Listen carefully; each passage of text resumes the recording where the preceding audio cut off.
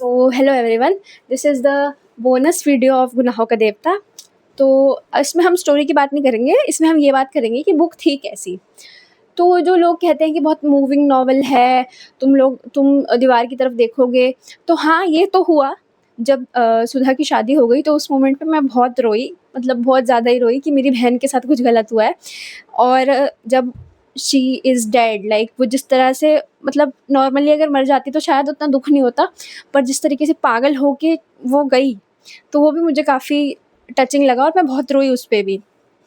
पर if overall story line की बात करें तो आई डोंट एग्री, क्योंकि मेबी ये पुरानी कहानी और मैं 2025 में हूँ, इसलिए सुधा को स्टैंड लेना चाहिए था अपने पापा के आगे कि मैं चंद्र से प्यार करती हूँ और मुझे चंद्र से ही शादी करनी है, और चंद्र को भी उसका सपोर्ट करना चाहिए था।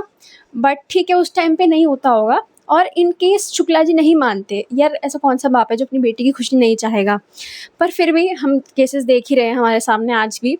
नहीं मानते तो यार ये दोनों भाग जाते हैं, एटलीस्ट खुश तो रहते हैं। सुधा इतनी चेयरफुल लड़की, इतनी चेयरफुल लड़की, मतलब कहानी का नाम गुनाहों का देवता है लेकिन संस्कारों की देवी है सुधा। तो लाइक गलत था, ठीक है, ये दोनों को अपना खुशी पहले देखना चाहिए था। माँ बाप का क्या है, वो चले जाएंगे एक टाइम बाद। और क्या समाज, क्या चार बातें, एट द एंड वो मर गई और उसका पति कैलाश, वो अपनी वाइफ से खुश नहीं था, उसको चाहिए थी पॉलिटिक्स वाली लड़की। और सुधा भी अपने पति से खुश नहीं थी, हालांकि उसने सब किया।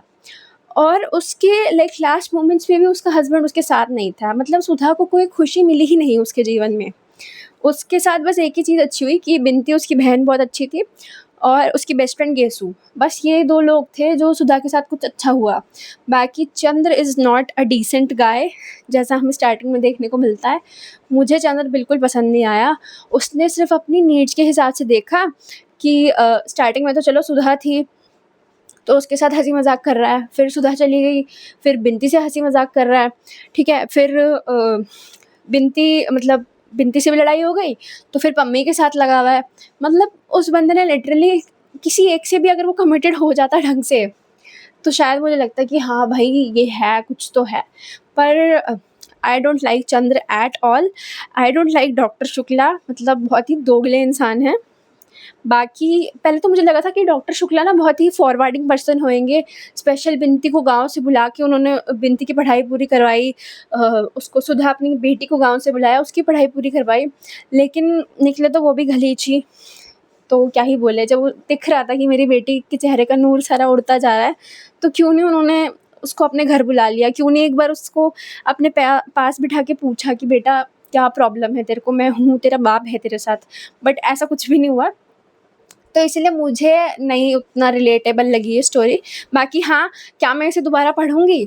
बिल्कुल हाँ, मैं इसको दोबारा पढ़ूँगी, लेकिन 3-4 साल बाद। अभी तो मुझे उसकी स्टोरी याद रहने वाली है। तो येस, और कहानी में मेरा फ़ेवरेट कैरेक्टर तो सुधा ही है। मतलब सैल्यूट है, उसने जितने भी सैक्रिफाइसेस करे।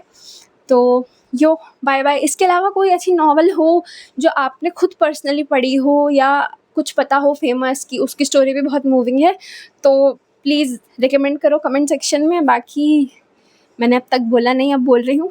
Like, share, subscribe, comment. Okay, bye-bye.